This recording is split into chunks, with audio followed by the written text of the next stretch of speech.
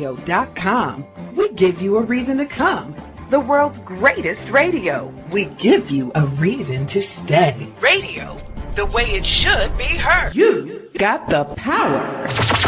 The views and opinions expressed are those of the host and guest and not necessarily those of TalkTainMedradio.com, the management, the staff, or K&E World Network, LLC.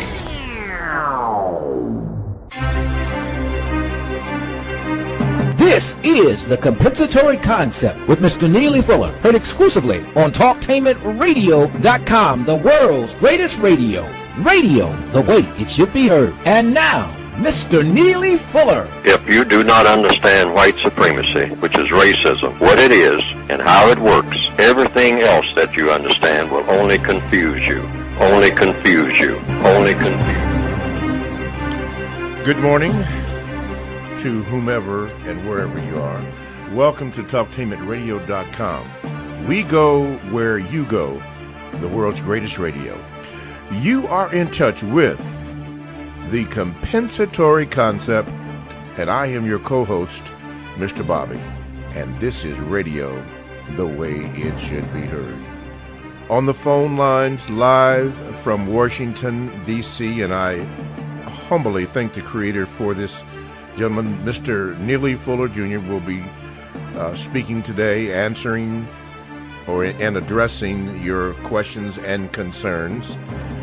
And in a few moments, not now, but in a few moments, I will give you the numbers to call, and I will give you the Gmail address if you would like to have your question read.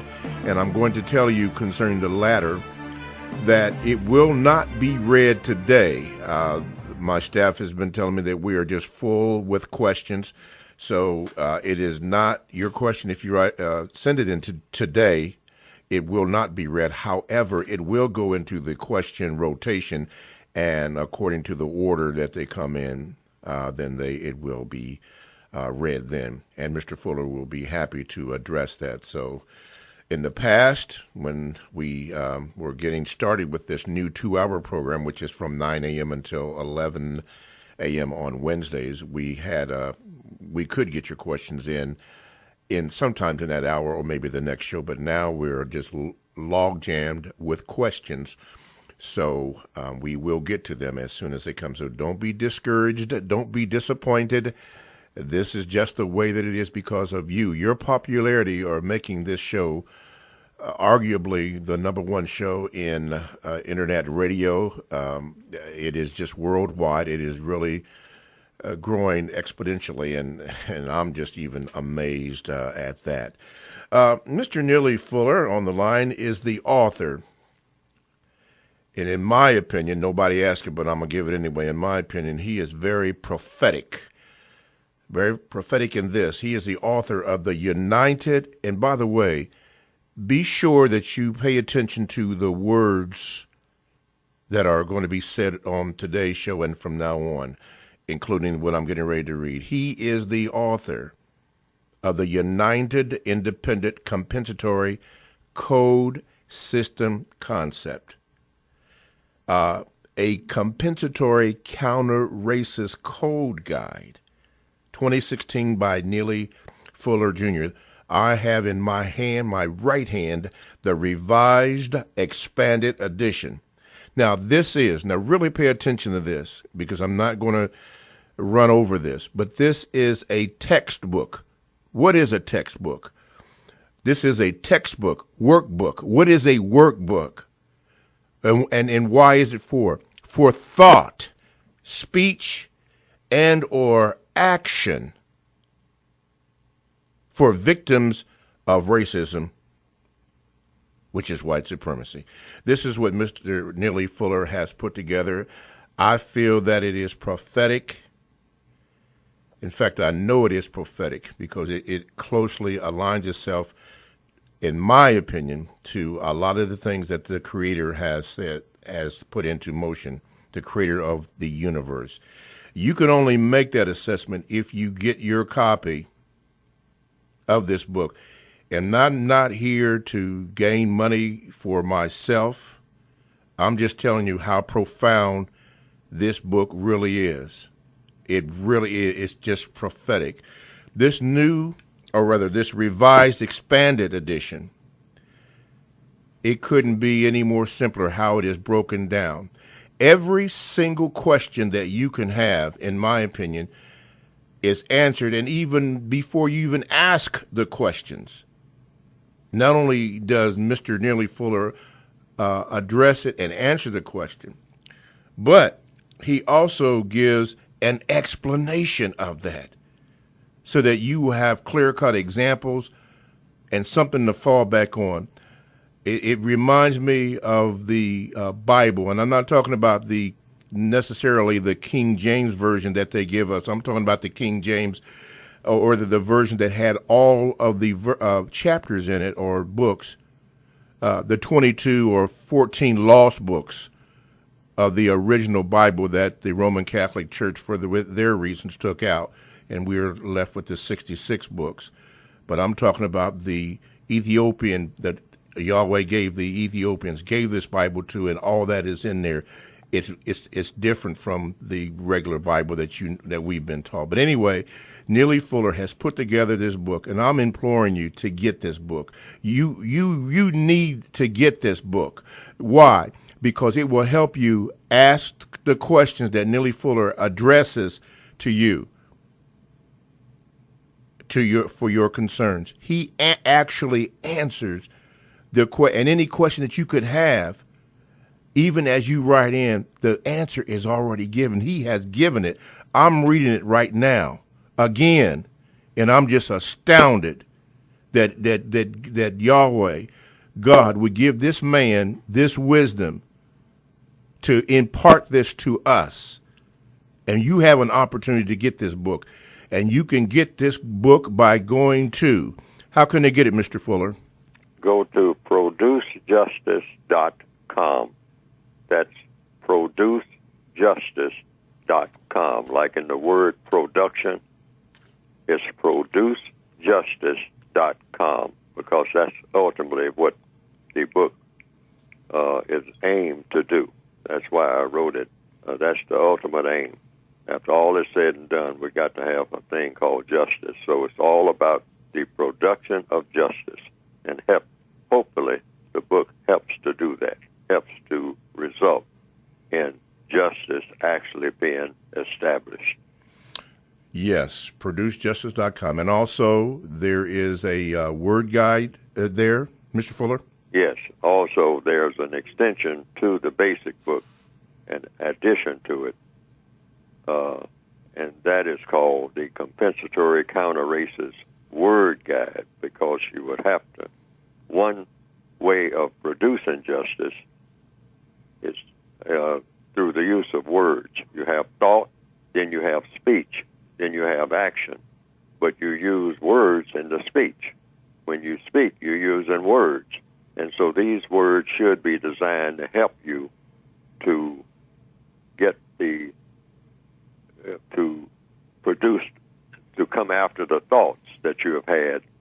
And then when you talk to people, you talk to them in such a way that it should result in the action that will then result in the production of truth, justice, and correctness. And then the equation then with those three things, truth, justice, correctness, in the thought, speech, and action of people would equal a thing called peace. Put the word peace in parentheses, because we have never known what that's like. There's never been peace in recorded history among the people of this planet. Yes, sir.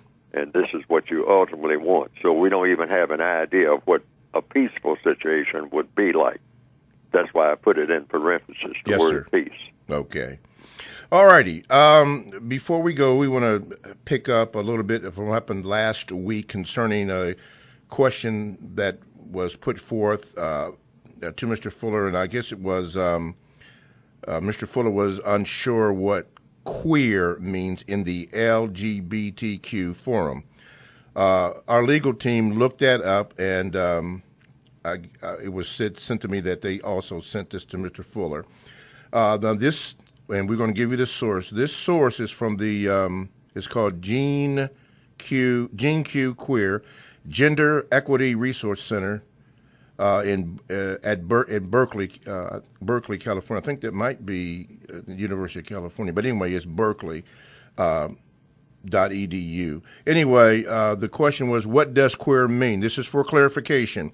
Queer has been used as an umbrella term for the lesbian, gay, bisexual, transgender community, a political statement, as well as a sexual orientation which advocates breaking binary thinking by recognizing both sexual orientation and gender identity as potentially fluid. A simple label to explain a complex set of sexual behaviors and desires. For example, a person who is attracted to multiple genders may identify as queer. Isn't queer an insult? For many years, the term queer has been used as an insult to refer to anyone who is seen outside of society's heterosexual and or gender norms as strange. In response, many LGBT people of earlier generations do not feel comfortable identifying with queer. In recent years, queer has been reclaimed most commonly by younger members of the LGBT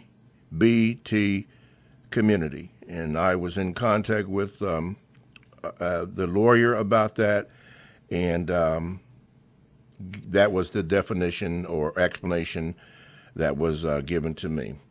Usually we have this time for that we devote for Mr. Fuller, and we are going to give him that time, but a question came up that does need Mr. Neely Fuller to address, and I'm going to read that before and have him respond to that before we have him have his piece for this particular time. And before I do that, because it is going to be lengthy, I'm going to give our usual 15-minute break. I'm going to read this now, our station identification, so that we can not be interrupted as Mr. Fuller gives his answer. Talktainment Radio is a 24/7 no-charge worldwide broadcasting facility that have hosts delivering on various topics such as news, lifestyle, sports, health, wellness, religion, politics. And now here's one that I would like to share with you. And I think I've shared this before, but it's not a big deal. It's called Senior Agenda. Some of us happen to be in that area. But anyway, tune into Senior Agenda with host Lisa Stockdale, an online radio program that focuses on all things senior. No topic is taboo, nothing is too strong or too boring or is off limits. Senior Agenda emphasizes wellness in aging by examining pertinent social, political, economic, and health issues. The program also includes a slow down, listen, and learn segment, which has been reserved to ensure that seniors in our community have an opportunity to be heard. Now, this broadcasts on Thursdays, and it is exclusive on TalkTainmentRadio.com. That is radio the way it should be heard. Okay. Mr. Fuller, we have a question that really needs to be addressed. And for those who have read this book, The United Independent Compensatory Code System Concept, you will know exactly what we're talking about. If you haven't read the book, then you need to get the book to read it so that you can understand. Remember, because this is a textbook workbook for thought, speech, and or action for victims of racism. Remember that. It says, Mr. Fuller, my question to you is this morning, did Micah X. Johnson carry out what you call in your book maximum emergency compensatory action when he did what he did in Dallas? And if you will explain to the audience what that is, because I think it's one of the most powerful points you make in the book. Well, it's under the ninth area of activity. Any type of counter-violence that's supposed to be against racism is in the textbook spelled out in fine detail what it is and substantially what it is not. And it's called maximum emergency compensatory action.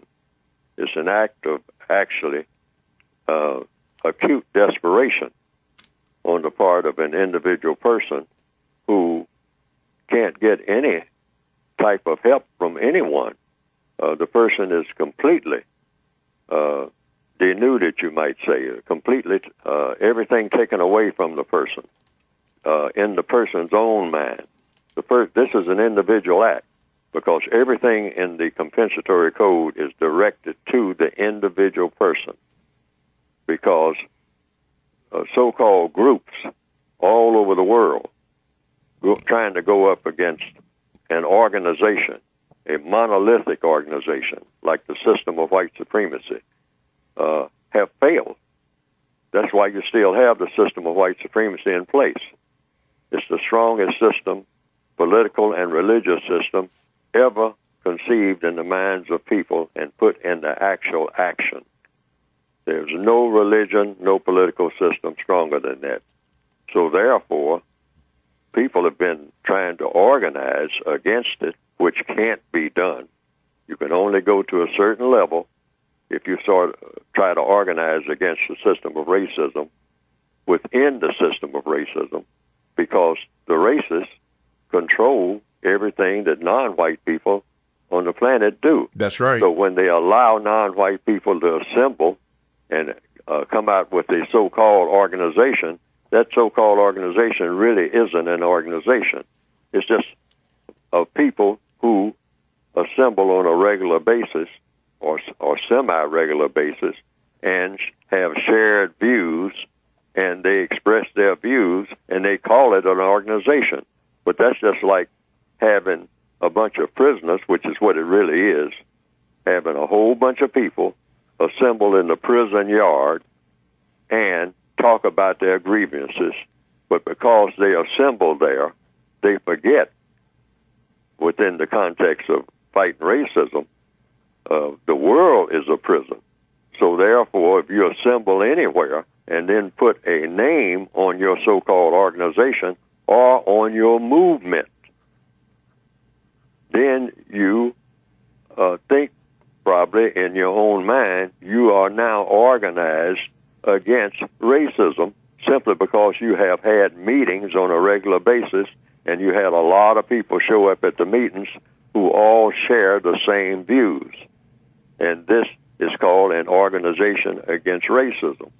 Now, I'm going a long way around to explain this about maximum emergency compensatory justice. Yes. Because everything that I have written in the book does not fit an organization. It can fit individuals who belong to organizations. Yes. But it's no way to organize a united independent compensatory code system concept around 2 or more or 3, 4, 5, 6 people or 6,000 or 6 million. You try to organize it, the white supremacists who are sitting up in the towers of the world prison, they're just looking down on a whole bunch of people who are just assembled in 1 or 2 or 3 or 4 places calling themselves organizations, but they're all in the prison yard. And what does that mean? That just means an assembly of people in a prison yard. That's all it is. Not little knot of people here, a little knot of people there, a little knot of people here. So, but if the individual person becomes an organization of one according to a code, not following a leader, because in the system of white supremacy, all of the leaders of black people are white. There's no such thing as a black leader in the system of white supremacy. You have black spokesperson. I'm a black spokesperson. Yes. What is a black spokesperson? A black person that speaks. That's all. It's a black person that makes speeches. You're speaking. The white supremacists allow you to speak. They don't care. You can say anything you want to say, because that's why they are so powerful. They'll let you say just about anything you want to say. But what they'll do is look at the effect of what you say. And if it really isn't any danger to the system of white supremacy, you can just talk forever. You can talk and talk and talk and talk and talk forever. But they are manning the watchtowers of this world prison called the system of white supremacy. And it's only when you break for the fence, that's the reality. That's when it all comes to a head.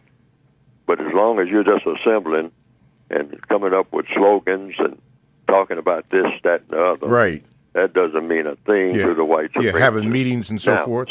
So the ninth area of activity is reserved for the individual non-white person anywhere on the planet who says, and with honesty, with him or herself, because you better be honest with yourself. That's right. All right? That, hey, I can't take anymore. Right. Different people have different levels of what they can stand. So they don't ask anybody anything. They're not conforming to anybody's any agenda. So they do whatever they decide to do against the racists, including counter-racist violence. That's what it's called. Counter-racist counter-violence, because racism itself is violence. So the racists themselves have spawned counteraction against them. So when a racist says, well, why is a black person doing this against, my system that I have set up? I mean, what's this all about? Well, you have to ask the individual black person who did it. Now, there's one great distinction in, just among others, so a lot of distinctions between what people do to counter violence. I mean, in so-called South Africa and whatnot, people rose up in what they call action against apartheid. And in different places, I mean, all during the 1960s, we shall overcome in the Northwestern Hemisphere. And people did what they did. They demonstrated in the streets, and sometimes riots broke out all over, everywhere, in all the major cities. Right after the assassination of Martin Luther King, riots broke out. All right. This was forms of counter-violence because they were fighting against, presumably, the violence that's being inflicted upon the non-white people, the black people. All right? So in maximum emergency, an individual person, not waiting on anybody else, any signals are going and try to get pumped up by some leader and put up by some leader, that person becomes his or her own leader based on the amount of pain that that person is feeling. And the compensatory logic says that person, if no one will listen, has a duty, if he or she has decided to take individual action of any kind against their oppressor, which in this case would be anyone who is perceived to be, suspected to be, and confirmed to be by that person, only by that person, a white supremacist. Now, here's the specifics. If anywhere along the line, that person who does anything against anybody who is not a white supremacist, I mean, even any person that's harmed by mistake, that is not maximum emergency compensatory action. It is null or void. It does not fit the profile. In the book, the Compensatory Counter-Racist Code, under maximum emergency compensatory action, you cannot make any mistakes. That action must be in accord with action that is taken against confirmed white supremacists in the mind of the person who is inflicting the action and the person must compensate for what he or she has done by killing him or herself. Why? Because the principle that we want to send all over the world is that violence should not be an option under any circumstance in settling any kind of dispute. The white supremacists glorify death. So you don't want to get in the habit of having either a one-person army or an army of millions that glorify death. There are no heroes in inflicting violence on a person under any circumstance. All of this stuff about strutting around in uniforms and all like that and being heroes and getting medals for killing people, that's not the type of world that anybody should envision for the future if we're talking about universal man and universal woman. Mm-hmm. No. We're trying to get rid of that idea altogether.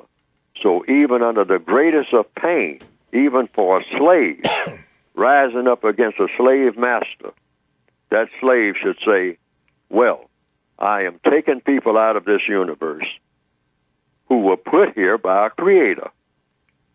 So therefore, if I take someone out of here willfully and deliberately on my own will, then I must, under the law of compensation, go where they went to by inflicting the same type of counter-violence, even against a person who is inflicting violence on me.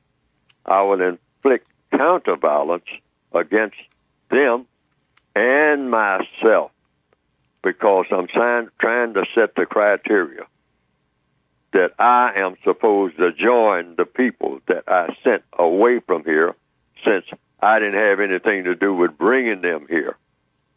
And that's the kind of message we want to send all over the world about for anybody that's talking about violence or counter-violence. Now, I'm not talking about direct self-defense, like you're sitting there, in your home and whatnot, and someone breaks in. You don't kill yourself if you kill them. They're supposed to be killed. They don't have any business breaking in there for unlawful purposes, for unjust purposes, somebody trying to steal something. Yes. What they call home invasion. Oh, no. You decimate those people swiftly and efficiently and as best you can. They should be out of this world because they are coming in there, presumably, to take you out of this world, just to take a few things like some lamps and electronics. That's not logical. You shouldn't have to die for someone to have some bling-bling under any circumstance. So these people shouldn't exist. They should be decimated. And you preserve yourself and the people around you who are in that house. But if you go out of that house and go anywhere, and willfully and deliberately, even though you are in pain for violence that has been inflicted on you, you are not in direct pain right now from violence being inflicted because you are able to go out and inflict counter-violence. If you choose to do that, under maximum emergency compensatory law, you can do that. But you absolutely must kill yourself after you kill other people, regardless of what your reason is for willfully and deliberately going out, seeking them, and killing them. You kill yourself because the lesson that you're trying to send is that the glorification of making death on this planet has to stop everywhere, among all people. And that message has got to be sent to everybody so that this thing that the white supremacists, I don't say that they invented it, but they are the greatest glorifies of it, this death-making that has put them in the business of white supremacy, that they glorify and even have celebrations, days set aside to glorify. How many people were killed here? How many people were killed there? Statues to all of the people who are killers. Julius Caesar, General Sherman, this general, General Rommel, all people, all of these statues taking up space that could be used for housing and schools. It's taking up space, glorifying killing.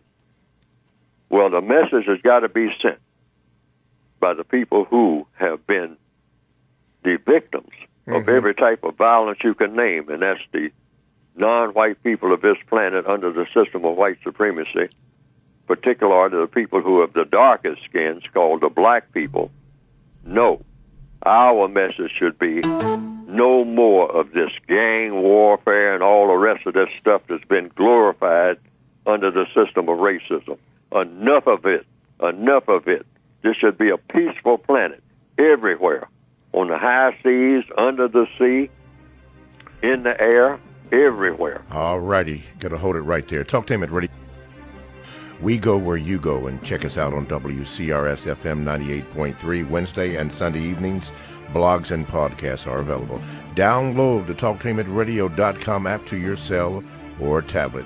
That's radio the way it should be heard.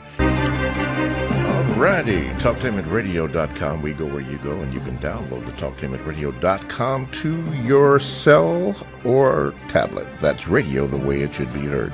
This is Mr. Bobby, the co-host on the Compensatory Concept with Mr. Neely Fuller Jr. And the phone lines are now open. You can call at 1-877-932-9766. Or you can Gmail me at 7mrbobby@gmail.com. Finally, Mr. Fuller, as we wrap up, today's subject is words in the compensatory concept. On the maximum emergency compensatory action in the ninth area of activity, the last questioner wanted to know, by the actions of Mr. Micah X. Johnson, they wiped him out, but would that be considered a maximum emergency compensatory action, what he was involved in? Well, what I've heard, no. Okay. No, people have to read my work and what I recommend under war and counter-war. That's why it's in that category. Yes. War and counter-war. We're talking about war now. We're talking about declared war. You know, there's no such thing as an undeclared war, by the way. Mm-hmm. See, once you inflict any kind of injury on anyone, willfully and deliberately and unjustly, that is war. Okay. Now, what is counter-war? Counter-war is when you inflict injury on the person who is inflicting injury on you. Because you are going against the person who is making war. The person who is making war. So this is right down to one, if it's just two individuals on the planet, and one individual, like if you want to use the Bible analogy, Cain, these are brothers, Cain and Abel. So I've heard by some preachers long ago. They said that a person named Cain inflicted bodily harm on Abel by killing Abel. Cain killed Abel, his brother. Now, suppose for a scenario, Abel saw Cain coming and say, what are you fixing to do? Say, I'm fixing to kill you because I'm dissatisfied with you about something or another.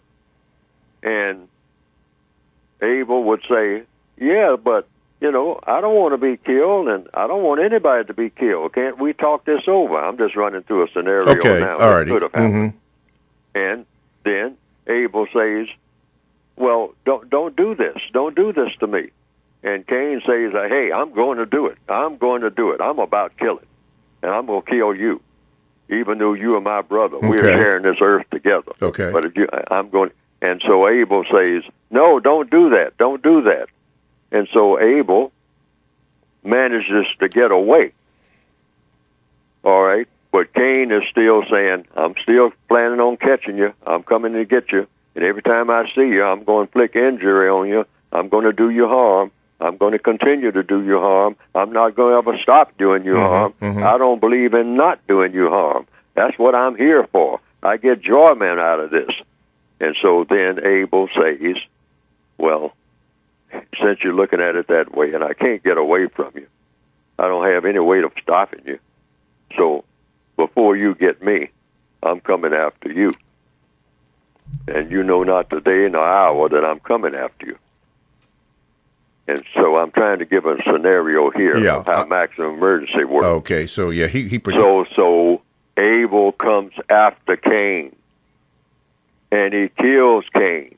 But Abel also knows, even though I did it in desperation, I did it in regret, you are my brother, but you were trying to harm me all the time. I got sick of it. I couldn't run anymore. Right. I gave out. I was worn out.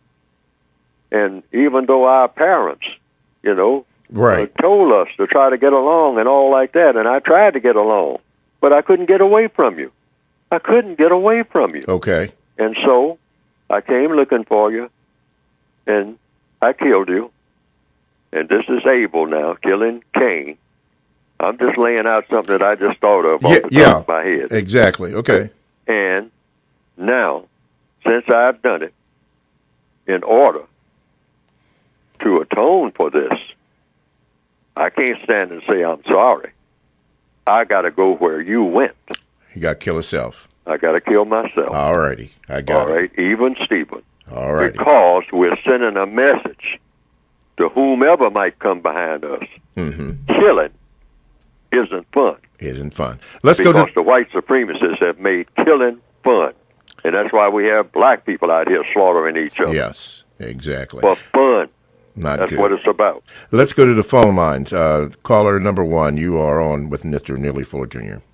Yes, good morning. Good morning, Mr. Bobby. Mr. Neely Fuller Jr. It's an honor, of course, to speak to you.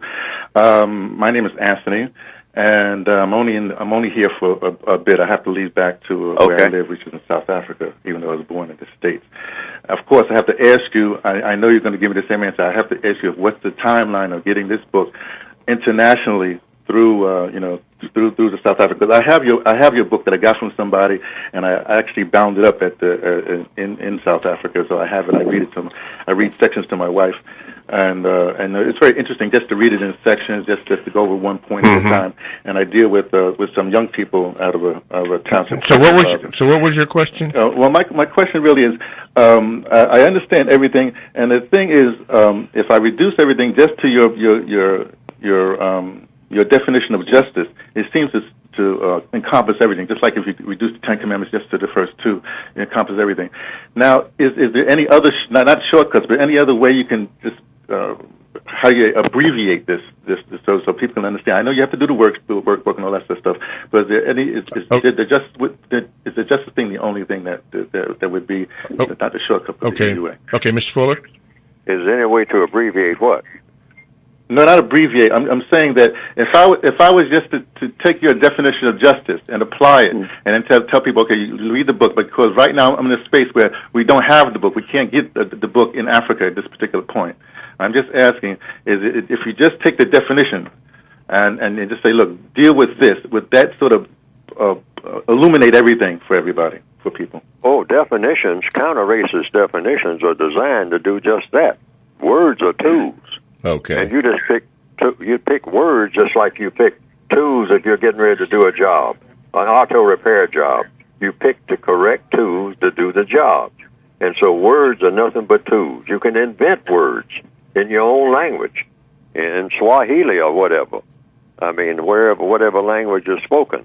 And just invent new words to get the job done that needs doing. The white supremacists do it all the time. They invent brand new words and just hand them all out to the world, but they always have strings attached to the words that are going to help them to do what they want to do. So you can take the same words that the white supremacists give you and give them new definitions.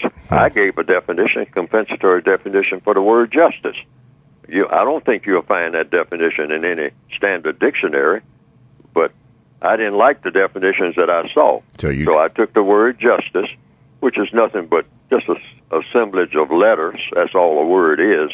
And I said that justice consists of two things: guaranteeing that no person is mistreated and guaranteeing that the person that needs help the most gets the most constructive help. And that's just a simple formula. Simple as that. Okay. That can be used anywhere in the world, even if it's just 10 people or even 2 people on the planet. Mm-hmm.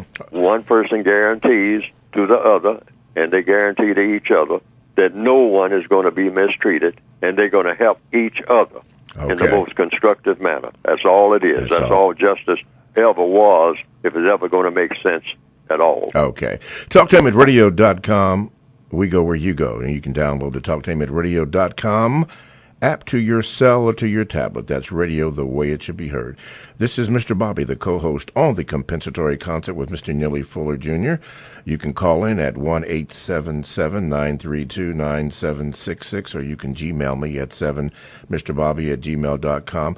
Before we go to the next caller, Mr. Fuller, he mentioned something about you can't get the book not yet in South Africa. Do you know when that distribution network will be set up, or where is the progress on the book? Well, they are working. I am being told, even as of late last night, that they are working every way that they can, the people who have elected to do this. Okay. Trying to figure out how they can go about doing it. Okay. I mean, they're working and working and working and working and trying to contact different people and whatnot, trying to get you need information in order to get anything done. They're trying to get all of the information that will best result in a compensatory way. Okay. And making up for what's missing, and that is getting the book distributed every place where people want it. And this is the revised, expanded edition to the United Independent Compensatory Code System concept. Is that correct? Yes, sir. Okay. All right. Let's go to the phone lines. Line number 2. You are now on with Mr. Neely Fuller Jr. What is your question? Good morning. I have a somewhat of a rhetorical question, but it's a basic question. I'm going to answer for brevity and for sake of time here. And it is this, and this is to the audience, to you, anyone who wants to answer it, but go ahead. What would you tell someone as a precautionary measure if they're ever confronted by a potentially dangerous criminal, say a bank robber or a burglar? Well, typically, I think most of us would tell someone to comply, to not try and fight back. Even the police would tell you that. And so I say all that as that to basically say that's the same thing essentially we're telling people when confronted by or dealing with the police. Now, with Mr. Fuller, he always talks about justice and how we don't live in the world of justice and so forth. And I think that highlights and clearly illustrates the fact that we don't live in a system of justice. Because anytime you have to tell someone to take the same precautionary measures when dealing with a known criminal as you would someone who's supposed to uphold justice, that is highly problematic. And so that essentially is what I want to say this morning and bring up, and you can respond however you see fit. Okay, thank you. Mr. Fuller, you care to respond to that? Well, in the system of white supremacy, you have white supremacists. And white supremacists do what? White supremacists are dedicated to doing one thing, and that is dominating and mistreating people who have color in their skin. That's it. It's a very simple formula, and it has worked very well in all 9 areas of activity: economics, education, entertainment, labor, law, politics, religion, sex, and war. And it's the most powerful political and religious system ever thought up in the minds of people in recorded history. And they have made themselves, in the process of doing so, the smartest, and most powerful people that the world has ever seen. Because in order to dominate, all of these people classified as non-white, you cannot be a dummy. You have to be smart. You have to be shrewd. You have to be cunning. You have to have all of the characteristics that it takes to be powerful, particularly if that powerful, if your powerful machine is going to be efficient. And even though it may be evil, it's got to have power. There is power in being evil. A lot of people say, no, there's no power in being evil. I mean, because if you're a good person, I mean, you know, everything good always triumphs over evil and whatnot.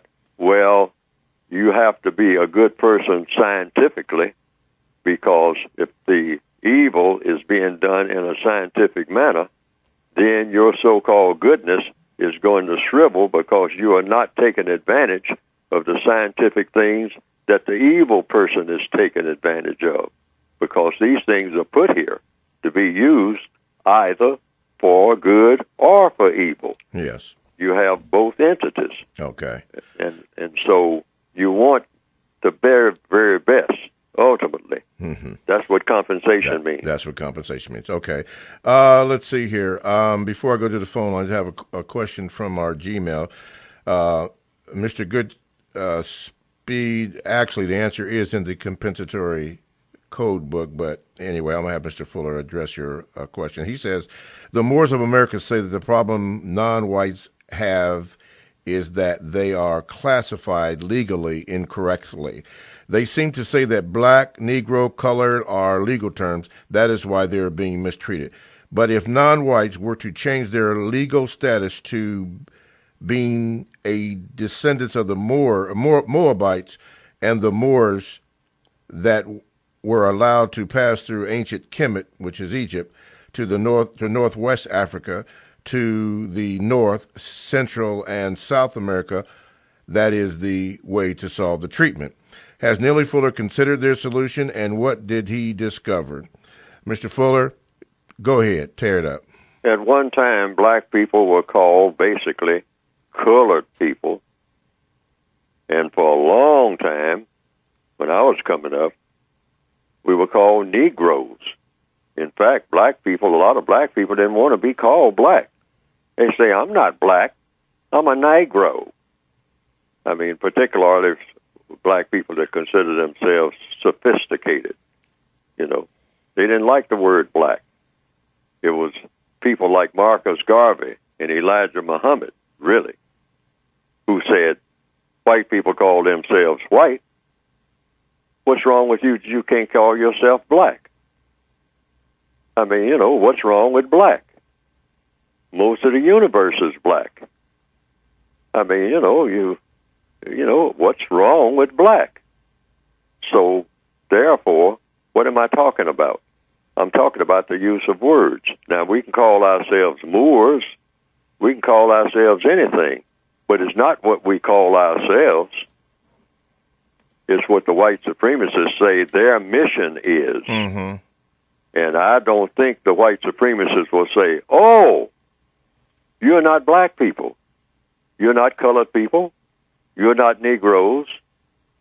You are just people who are called Moors. Is that what you want to call yourself? And we will say in unison, yes. Well, looking at the white supremacist agenda, I don't think the changing of our titles will affect what they do where black people are concerned. I think they would look at each other and say, okay, you want to call yourself Moors? Go ahead. But you know what? You will do what I tell you to do because I'm a white supremacist.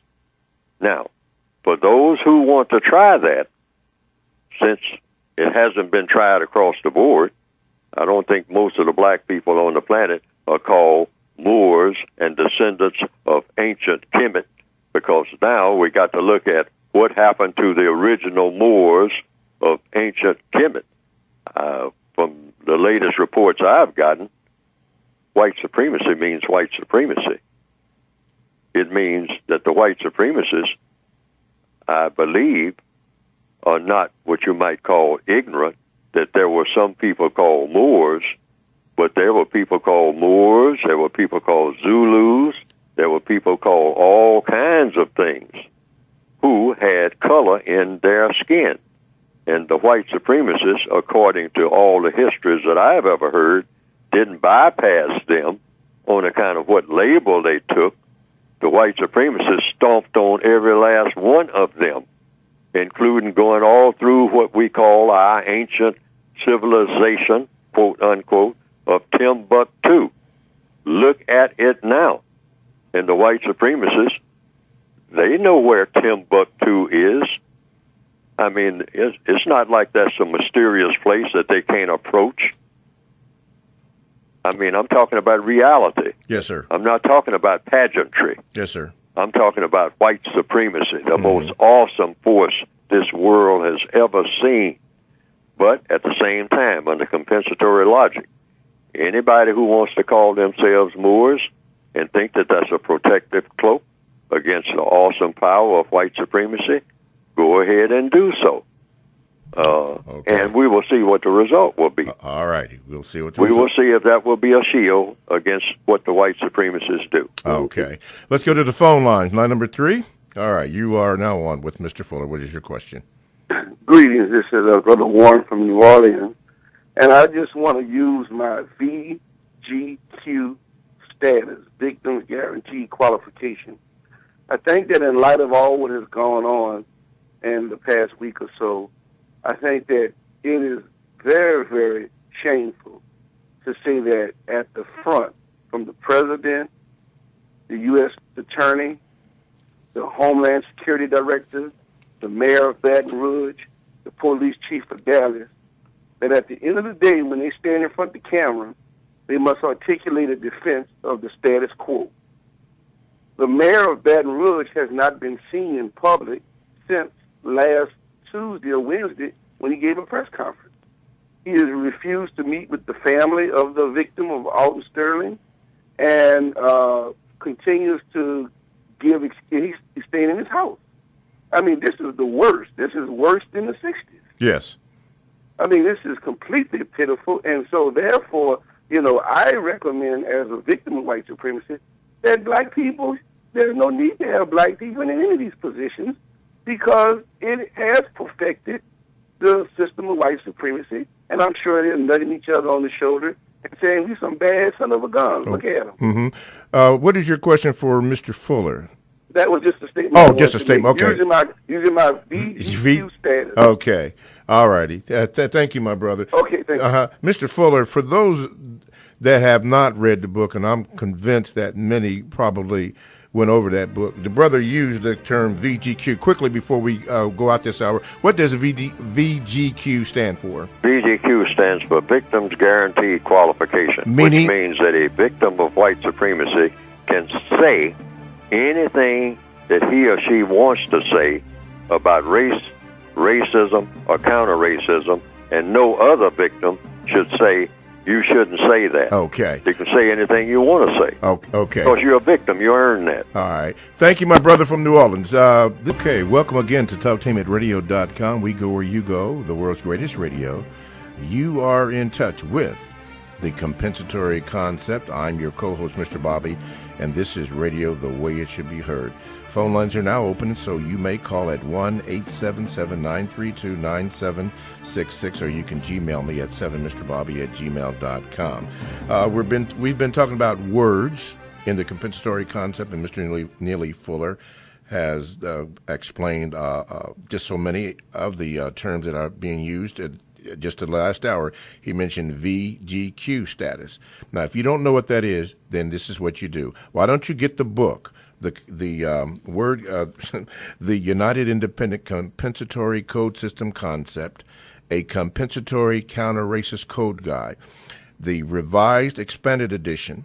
You may get that 2016 at producejustice.com, and you can get this book. The book is up. You can order it. It's ready to go. And my suggestion is you get this book because it is definitely prophetic. It's a textbook, workbook for thought, speech, and or action for victims of racism. And you can go to producejustice.com, and all the information is there to obtain the book.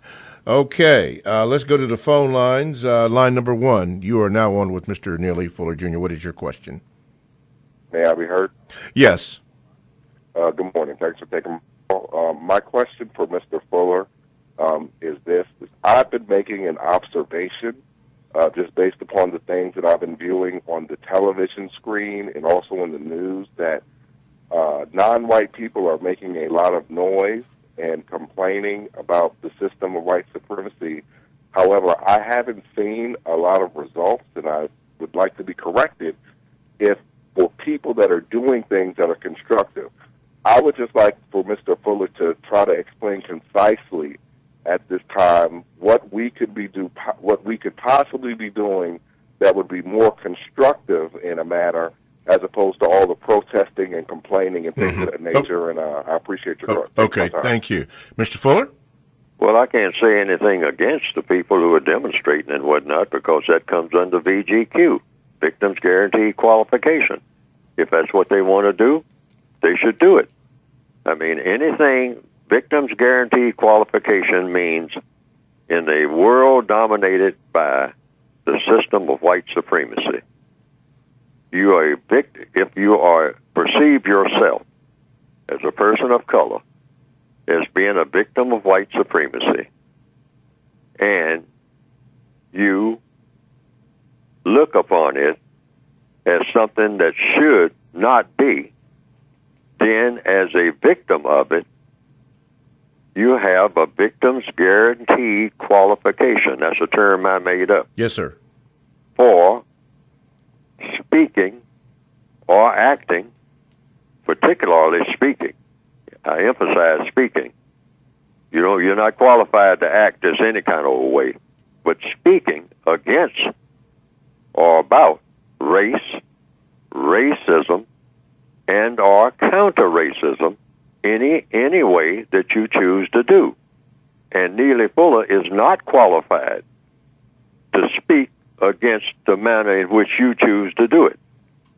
You're speaking against something dealing with racism or counter-racism, either in support of it or against it. As a victim of racism, you have earned that right. According to what? According to Neely Fuller? No, according to logic. If you're a prisoner of war, and you shouldn't be a prisoner of war, you've been falsely imprisoned based on your color and told that you are less than something that should be given any kind of consideration and put in a world prison called the prison or the system of white supremacy based on what the Creator made you, then that's false imprisonment. That's unjust imprisonment. And if you can't speak out against that in any way that you choose to, and as an individual, regardless of what the other prisoners might say, they might say, well, you shouldn't speak like that. No, they're not qualified to do that because they didn't do anything about racism themselves. They are prisoners too. See, so they say, hey, you know, I ain't got nothing to do with what you say. You say what you want to say, and I'll say what I want to say. And that's the way it should be. Okay. All righty. Let's go to an email. This person, Miss Murray in England, says, Mr. Fuller, thank you for creating an amazing contribution toward creating a world based on justice. And I'm a primary teacher living in London, England. It's obviously very institutionally racist here, but possibly more covertly racist than in the USA. I try to include black history in my lessons whenever possible. Do you think that the only way our children can move forward is for us to have our own schools like Dr. Omar Johnson is proposing?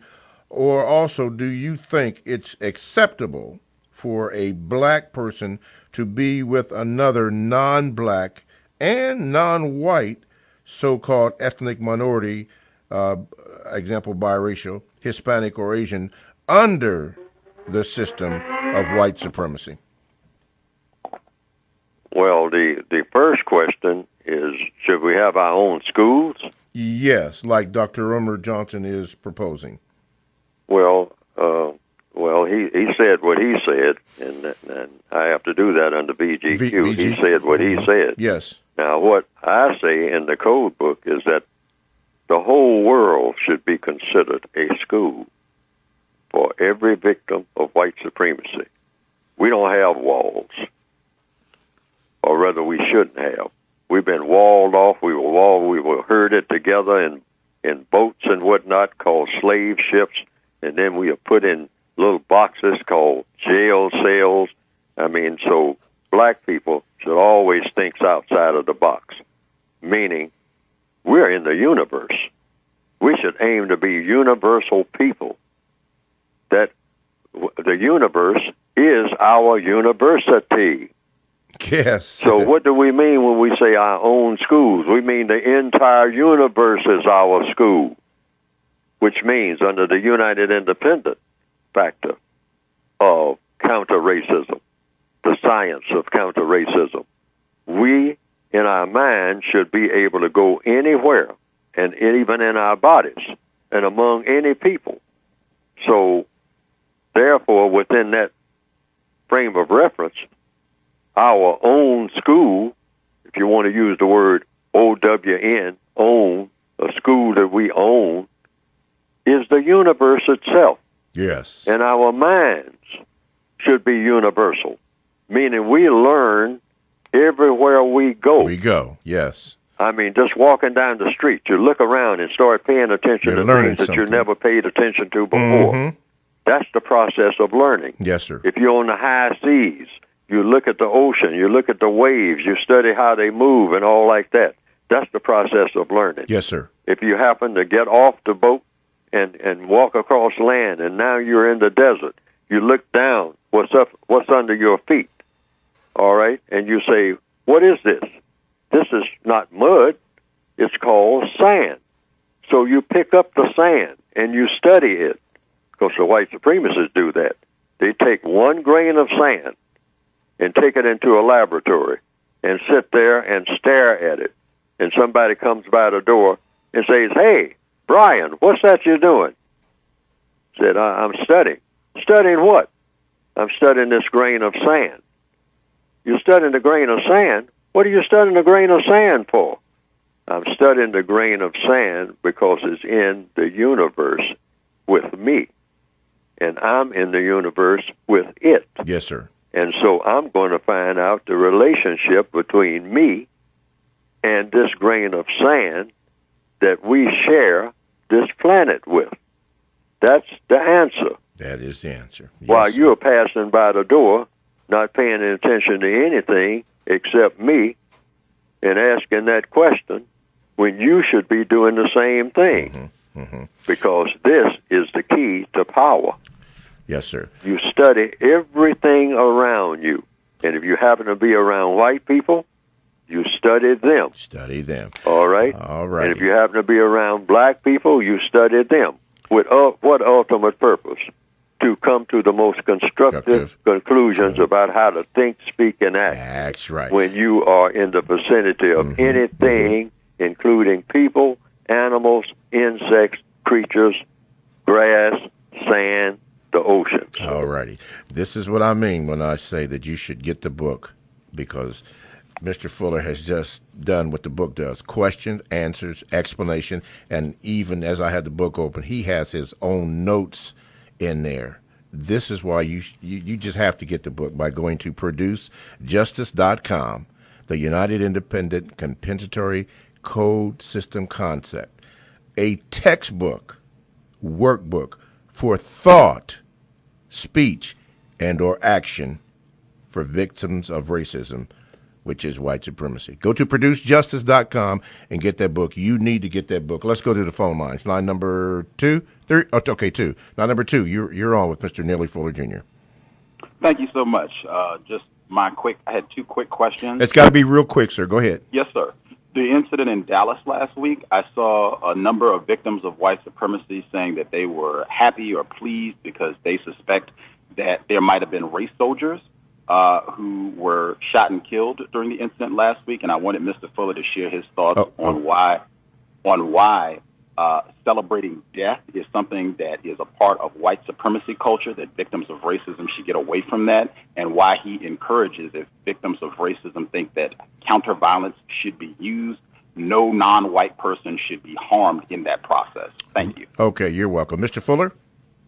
Well, in maximum emergency compensatory action, you defeat the purpose. If it's not a racist that you're inflicting the counter-violence on, then what's the point? If anything is harmed, anyone is harmed who is not a racist, that's not counter-racism. Counter-racism is you have counter-harm against someone who is inflicting harm. If you suspect a person, you just can't look at a person and tell naturally, whether or not that person is harmful, but you can come to certain conclusions about your suspicions, but you have to back up your own suspicions by your own studies and follow up your suspicions and make sure that if you're going to, what they call, take someone out of this universe, meaning killing that person, that's a very serious act. You should take that seriously, if I understand what the question is. Mm-hmm. And you cannot make any mistakes. You cannot make not one mistake. Mistakes are called, that's why they are called mistakes. You did something that shouldn't have been done. So that undoes everything. If you make a mistake and you do harm to any person who is not a person who is dedicated to doing harm to people unjustly, dedicated to doing harm to people unjustly, and that would be a bona fide white supremacist. In other words, that person is no longer just suspected of being a white supremacist by the person who is going to kill that white supremacist. You have to have confirmation in your own mind, at least, that that is exactly who that particular person, just one person I'm talking about, just one person, that particular person is indeed a white supremacist, and that person is inflicting harm on you as an individual, and that person shouldn't exist. And so therefore, if you are going to inflict harm on that person who you have declared should not exist, to the extent that that person doesn't exist, then the code calls for you to inflict the same type of harm on yourself. That's the law of compensation. Yes, sir. Why? Because I've said it over and over again. We want to abolish the glorification of killing and violence that the white supremacists, more than anybody else, have spread all over this planet. Mm-hmm. And you can't get off of an airplane, just as an example, in any place without being welcomed with what? A welcoming committee. In most what you call modern societies, you get off of an airplane and you are visiting a so-called foreign entity, and what is the welcoming committee? A bunch of people with rifles and swords. Now, how non-constructive can you get? You're supposed to have your doctors and lawyers and teachers and bricklayers out there. But your welcoming committee, and even sometimes when people get married, you have what? Soldiers with swords crossed over them as they come under the swords. I've seen that. What does this mean? I mean that the bride and groom are going to get their heads chopped off? Well, maybe that's what it means. Maybe that marriage, that's what it's all about. But I don't know. Yes, sir. I mean, that's how it might wind up. But that's not the way to start out. Right. Shouldn't have any soldiers at a wedding. Doesn't make sense. All righty. Talktainment Radio is a 24/7 no-charge worldwide broadcasting facility that have hosts delivering on various topics such as news, lifestyle, sports, health, wellness, religion, and, of course, politics. Now, here's one that I'd like to share with you. It's called the Brown Table. Now, the Brown Table is Columbus's new place for queer people of color to gather and discuss a wide range of topics. Since all of the hosts of the Brown Table are QPOC, that is, queer people of color, there will be a common theme of race, sexuality, and empowerment throughout all of their shows. Our goal is to raise the voices of the unheard in Columbus, Ohio, and around the world, and always stay hitting on the agenda of the privileged. Join host James Part 2 and co-host Cameron and Kyle. Quote, raising the voices of the unheard around the world, end of quote. That is heard on Thursdays exclusively on TalkTainmentRadio.com. Radio the way it should be heard. You're listening to The Compensatory Concept with Mr. Neely Fuller and co-host Mr. Bobby. You can call in if you'd like to by calling 1-877-932-9766, or you can Gmail me at 7mrbobby@gmail.com. It will not get read today, but it will go into the question rotation. Our topic today has been words in the compensatory concept, and Mr. Neely Fuller has been graciously explaining the words. And before we go back to it, don't forget to get your copy of the textbook workbook for thought, speech, and or action for victims of racism. It's called the United Independent Compensatory Code System Concept. Get the revised, expanded edition, and you can get that by going to where, Mr. Fuller? Going to producejustice.com. That's producejustice.com. And what should come up on the screen is the method for ordering and some descriptions of what those textbooks are all about. All righty. Let's go to the phone line. Line number 1, you are now on with Mr. Neely Fuller, Jr. What is your question? Good morning, Good morning, Mr. Bobby, Mr. Fuller. I have two questions. One question is there such thing, Mr. Fuller, as peaceful protest? And then number two, should non-white people, meaning, say, myself, I'm a black person, speak about racism to another non-white person, like an Asian or a Hispanic? Mr. Fuller? Oh, you only discuss anything with people when they want to discuss it. That's the compensatory way. That's courtesy. You only, and if it's the type of subject that you don't want to talk about, if you're talking about something that's non-constructive, you should just mostly listen. Just listen to the person, because you are sharing the planet with all kinds of people from all kinds of backgrounds and whatnot. So if you're riding on a bus or on a train and whatnot, and someone strikes up a conversation with you, just let them lead the conversation. That's the compensatory way. Mm-hmm. Okay. Let them talk about what they want to talk about. Oh. And if it's something that you don't particularly care to talk about, if they're talking about something vulgar or something like that, just listen, because you're learning.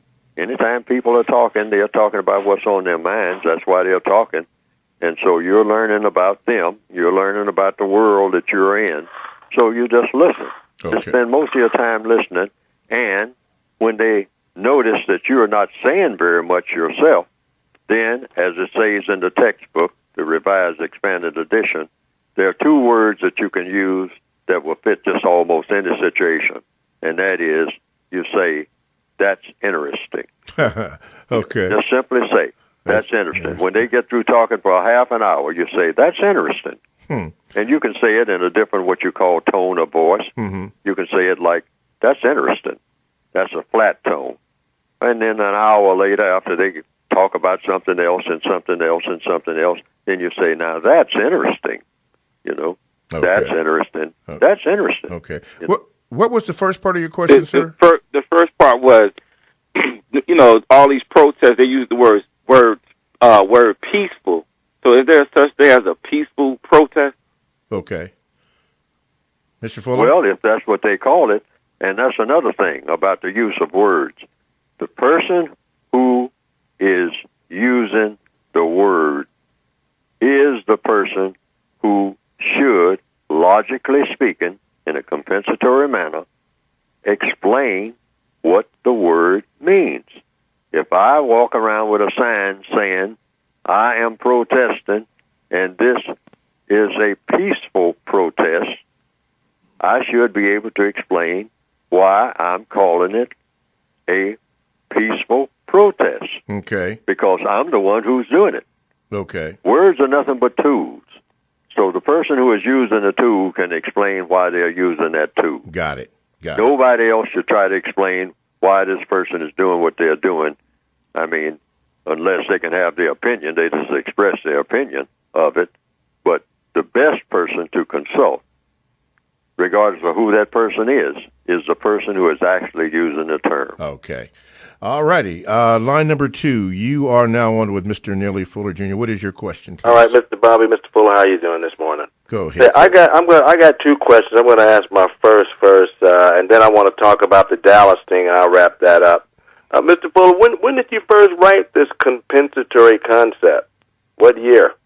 Started writing the first few pages in 1956. I was in Japan, wearing a military uniform, and I was on a radar site in northern Japan. I mean, on a radar site way up in what they call the Yama, which is Japanese for mountain. Right. And this radar site was facing the southern coast of Russia and North Korea. And it was a small unit there, and it was located there. And I was there for a year. It's called a hardship post because it was kind of isolated. Oh, I believe it. During that period, the Little Rock crisis broke out in 1957 because I arrived there in late 56, if I remember correctly.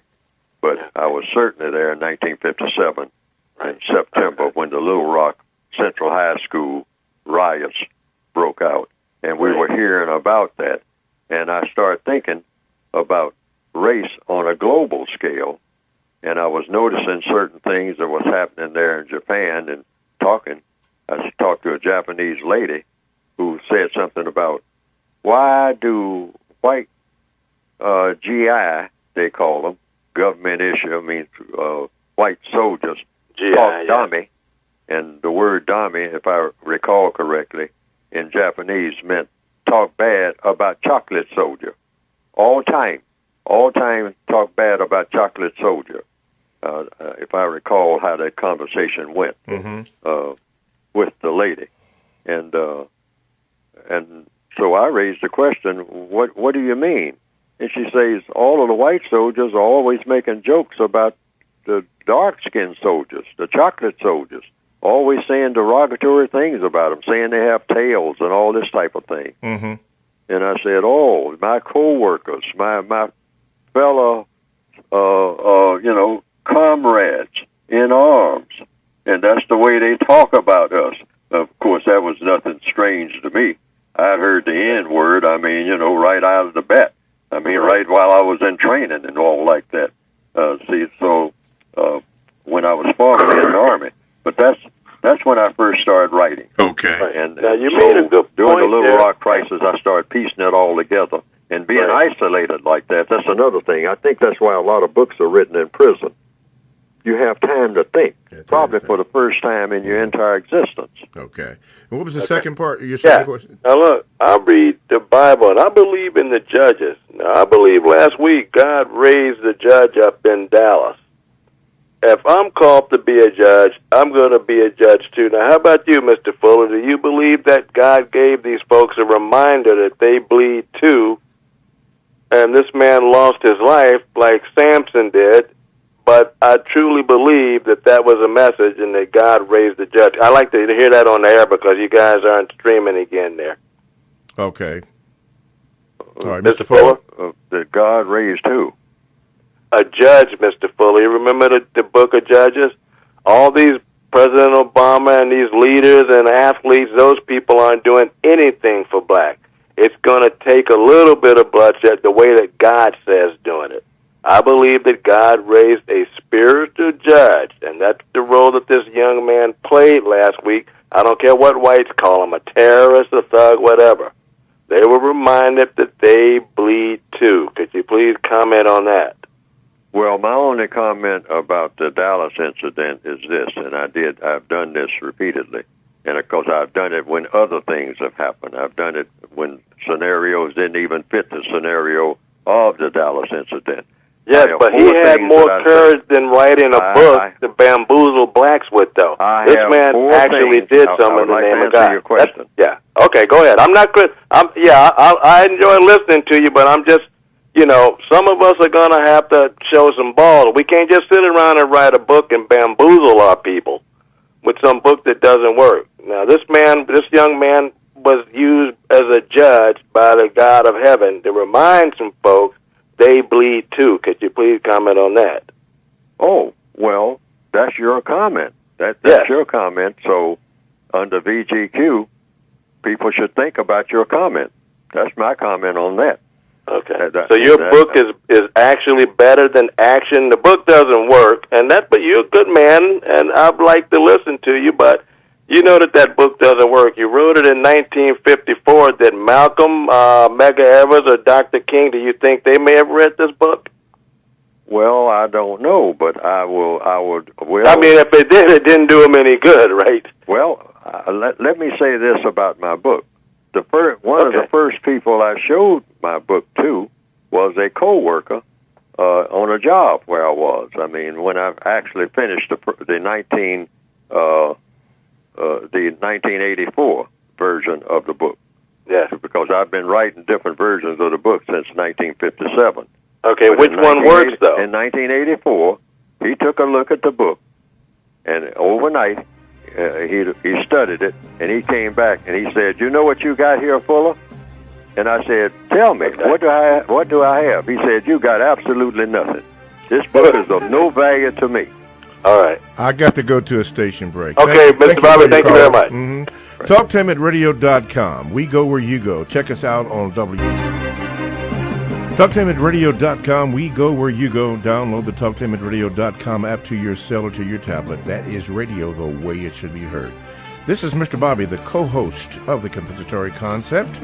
On TalkTameAtRadio.com, you can get in contact with the show by calling 1-877-932-9766, or you can Gmail me at 7mrbobby@gmail.com. I would like to ask, if you're going to call in, please make your questions short and concise so that Mr. Fuller can have time to answer the questions, or if you're going to comment, make that also short so we can try to get as many calls in as we can. By the way, on last week's show or show before, Mr. Fuller welcomes comments. All comments are all questions, and I asked him why. He said because that is the way to learn, and I had to accept that. So sometimes questions may seem hard or harsh or something you shouldn't say, but Mr. Fuller, he said he welcomes that, and that's pretty good. Anyway, get the book. The United Independent Compensatory Code System Concept, a compensatory counter-racist code. You can get that by going to producejustice.com, and it's the revised, expanded edition. That's the one. Personally, I think it's required reading. Let's go to the phone lines. Line number 1. You are now on with Mr. Fuller. Hello, good morning. Go ahead, sir. Yes, thank you very much. My name is Clyde. I wrote a letter a couple of weeks ago to Mr. Fuller and to yourself about a spelling error in the book. But I wanted to put on record my thanks to Mr. Fuller for writing the book. The previous caller might have had a problem with the book, but I personally think this book is the actual solution to our problem. So I'll go straight into the question. Mr. Fuller, do you think it is correct for us to ask for the book to be converted into an audio format so that it can be more widely dispersed? Okay. Saying that a book has to be shipped, but an MP3, even a large MP3, can be sent almost anywhere, and at the same time it will cost less. And at the same time, once it is encrypted, then there is very zero chance of any white supremacist meddling with that finished work. Okay. Mr. Fuller? Well, different proposals have been made, so people have talked to me about it. So all these things will be considered, hopefully sometime soon. Okay. Thank you for your call. All righty. Sir, can I just... if it's real quick, because we're lined up, real quick. It is extremely quick. The other thing is that going through the book, I'm not a computer scientist, but going through the book, it seems to me that it wouldn't take a great leap of imagination for these code instructions, suggestions, to be written into actual machine language so that we could actually do simulations on how to solve the problem. We could actually solve this problem by Christmas if we could get this code written into machine language and run simulations. Okay. Mr. Fuller, I didn't completely understand it, but do you... No, I didn't understand. Okay, I'm sorry, sir. We're having a little problem here. But thank you for your call. Let's go to line number two. Number two, what is your question for Mr. Neely Fuller Jr.? Hello, Mr. Fuller. Hello, Bobby. How are you? Yeah, sir. Go ahead, sir. Yes, I'd like to know, Mr. Fuller said that he started to write the book in 1956. And he finished it, I think it was in the 70s. And this gentleman came on and he's saying that how Malcolm X did not have the book or anything like that. I can't believe these people. Okay, Mr. Fuller, you want to address that comment? Well, I don't know exactly what is meant by it myself, but it's okay. Under VGQ, people can say what they want to say about Neely Fuller's book or anybody else's book if it deals with the race issue. Race, racism, or counter-racism. Right. If you're a victim of racism, you can say anything you want to about Neely Fuller's book. You can say it's the worst book ever to appear in the universe. Like I started to say earlier, one of the first people I showed the book to came in the next day. This was on a job situation and said, "Fuller, do you know what you have here?" And I said, "What? What do you think?" He says, "You got absolutely nothing. This book is absolutely worthless. I can't find nothing in it I can use." I said, "You can't find nothing in it you can use?" And he said, "No." He said, "This is nothing. This is nothing." And so I said, "Well, if that's how you have reacted to the book, you have gotten exactly to the point where I want everybody to get.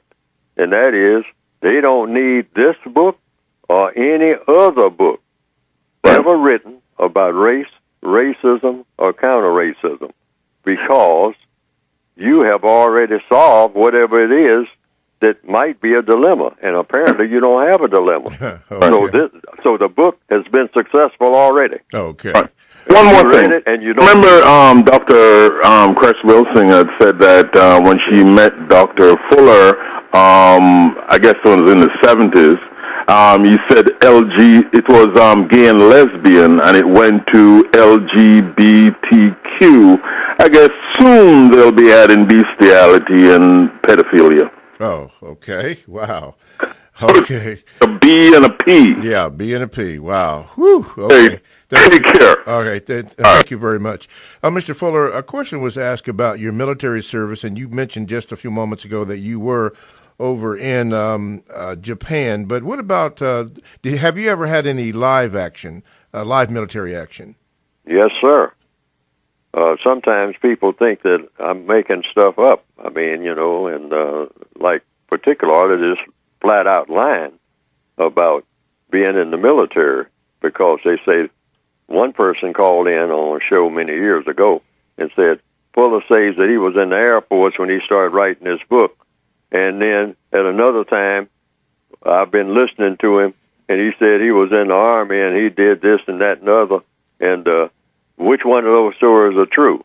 Well, both of the stories are true. I went into the Army. I was drafted into the Army in 1951 and stayed there until the end of 1952. And after I was drafted, I was sent, after 3 months training, Camp Chaffee, Arkansas, 34th Medium Tank Battalion. I was sent directly to the front lines in Korea with the 955th Field Artillery Unit. And we were 10 months in combat. And that's a matter of record. You saw actual combat? Yes, sir.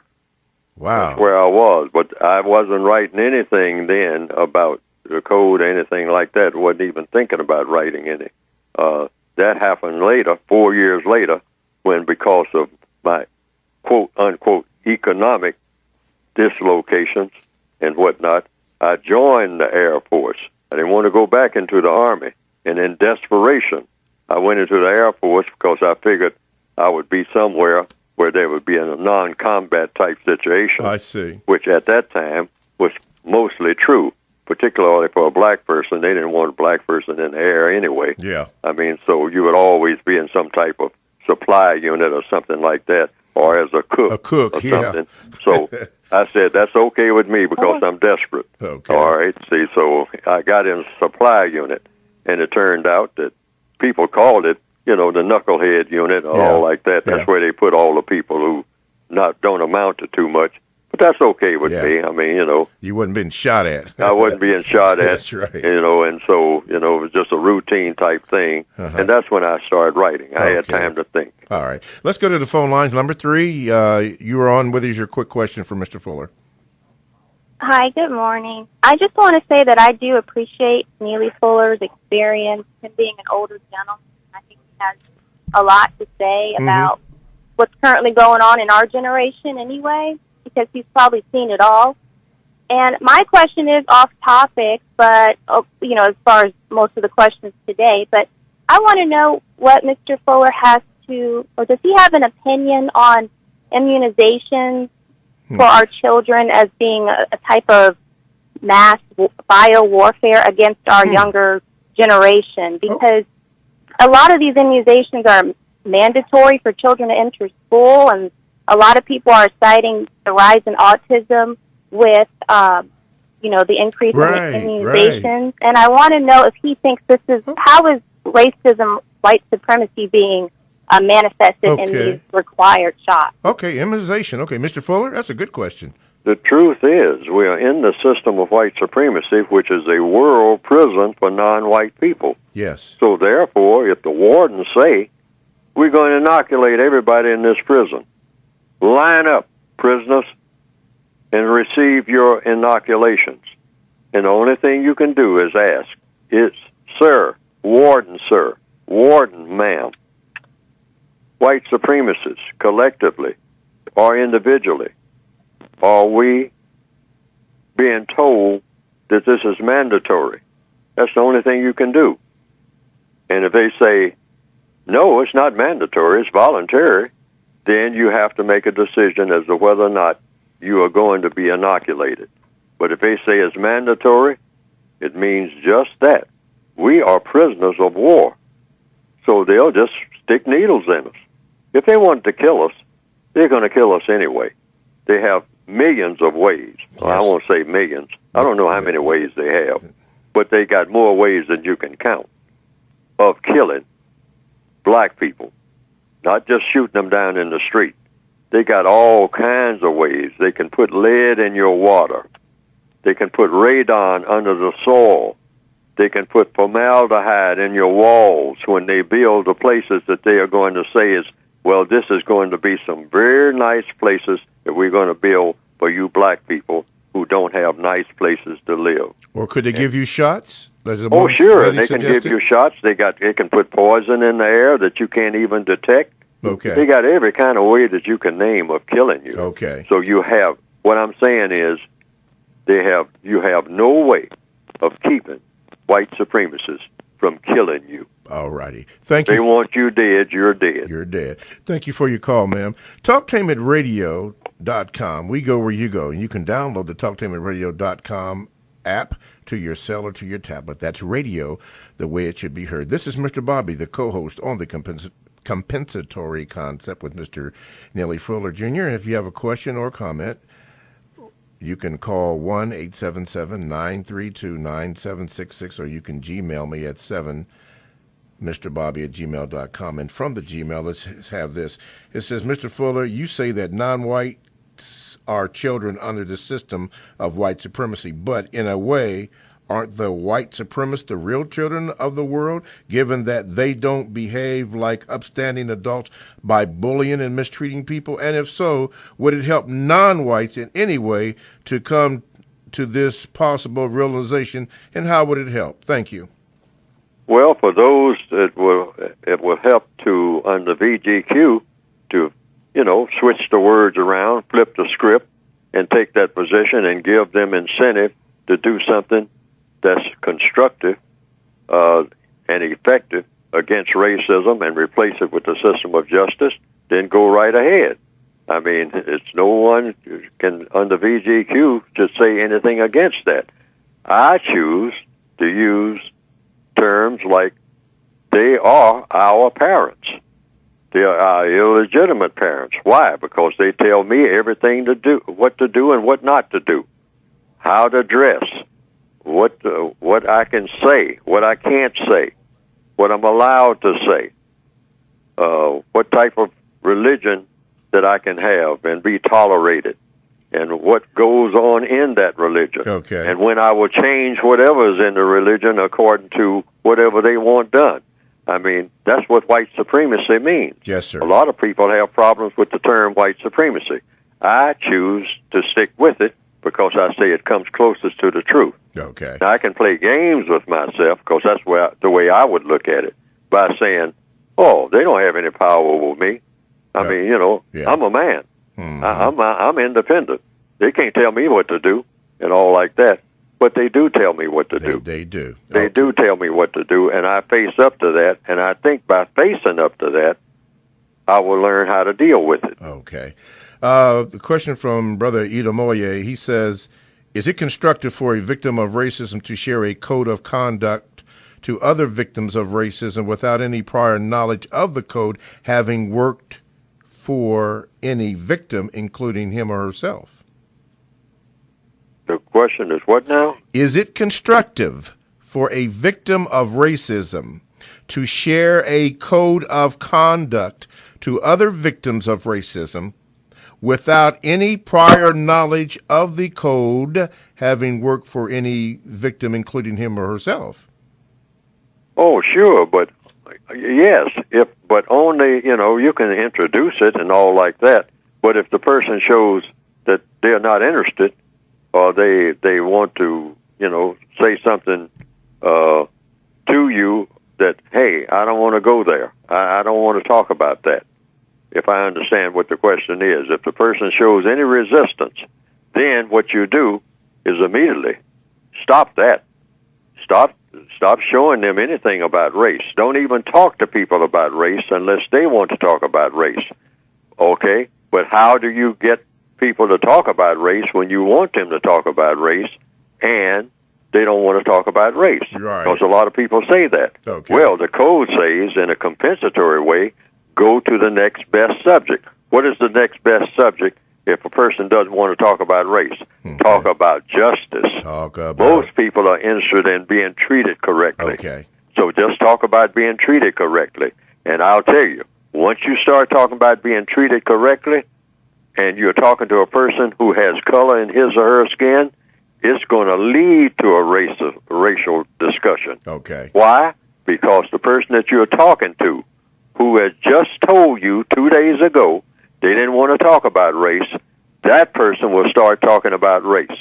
If you don't believe it, try it. Okay. I mean, all you have to do is just start talking about people being treated correctly. Okay. All righty. All right? And even if it takes 2 weeks, that person will get back to you and start saying something about race themselves, even though they said they didn't want to talk about race. Mm-hmm. Okay.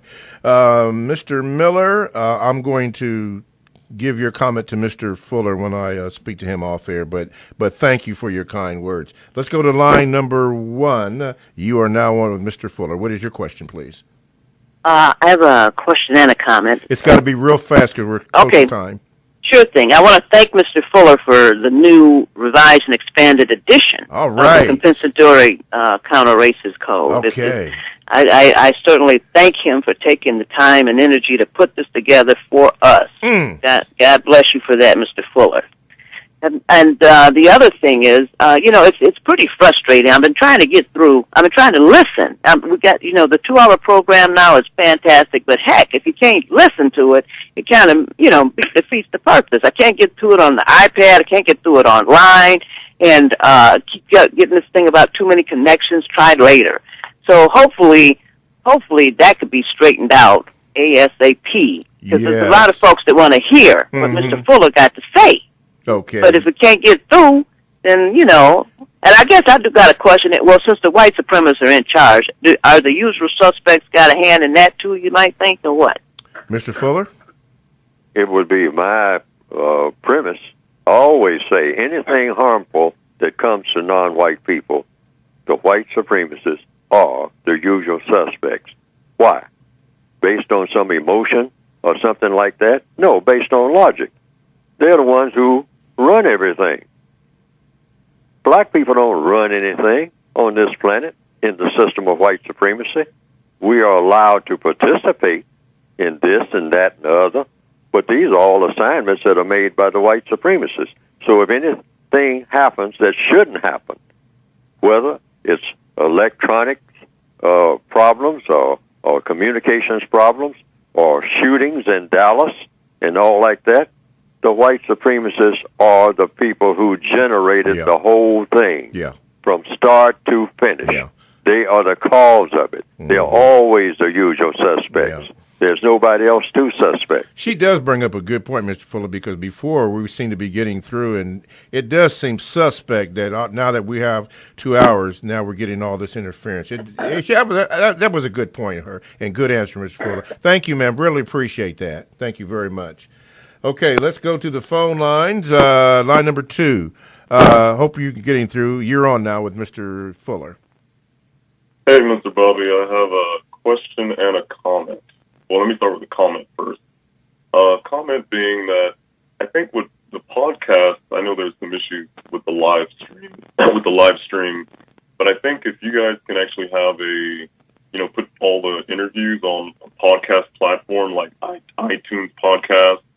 I know there's some other ones out there, and I'll probably email you just so your listeners can actually, listen to all the archives in an organized manner outside of having to go to YouTube.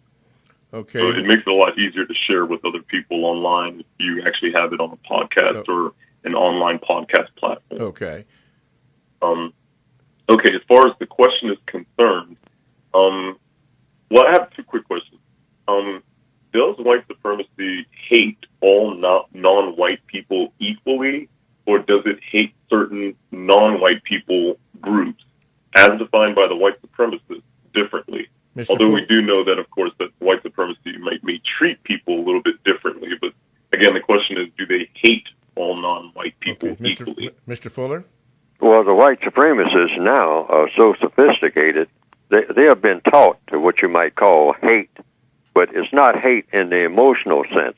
It's hate in the functional sense. Because hate, as a practical matter, is a part of the white supremacist business. And which means I think that the victims of racism look at it as an emotional thing. In other words, they hate you because of your skin color. It's that they dominate you because of your skin color. I mean, they don't really hate your skin color because your skin color is your skin color. But they have been taught to functionally hate you in a practical sense. In a business sense, we usually think of hate as being an emotion, which it is, if you want to look at it in that context. But the white supremacists, quote, unquote, hate their victims simply by saying, I'm setting up a business where I'm going to dominate and mistreat you for my convenience. That's all white supremacy is. Yon goes a person of color. And they look and double take and whatnot and say, does that person really have color in his or her skin? And the answer, yes. Looks like that person does have some color in his or her skin. Well, now, I'm a white supremacist, so that automatically means that I'm supposed to seek that person out, dominate that person, and mistreat that person for 3 reasons, primarily. For fun, for glory, and for material gain for me. Okay. And that's a pretty good temptation, if you can pull it off. What's your second question, sir? Yeah, and my second question, I've been talking to a lot of people about the United Independent Compensatory Code System concept, But one of the challenges I'm having is trying to explain to them how this kind of concept can be executed to where other victims follow suit on adopting the concept. It's one thing for an individual to read your book and, practice it for themselves, but how do you make it to where it becomes viral and other victims follow suit? Mr. Fuller? Simply, well, I have seen it simply by using it, by using the concept. I mean, using the things, it's all about problem solving. And it's all about approaches to solving problems each and every day by each and every individual. In fact, you don't even approach it from the standpoint of how can you get everybody else to do it. You just look at the problem that you have as an individual. Everything in the code is addressed to the individual. And then on the job or any other place, you start using what the code calls for a victim of racism to do, wherever you are, on a job or walking down the street or when you interact with other non-white people anywhere in the world. On an airplane, on a fishing boat, wherever. You just use whatever the counter-racist code that appeals to you, that you pick and choose from, works for you. All righty. And that's the way it's spread. All righty. Thank you for your call. You know what? We've had an interesting hour. Hey, if I was a little long-winded in the beginning of the program, charge it to my head, not to my heart. I just wanted to get the questions and things out about the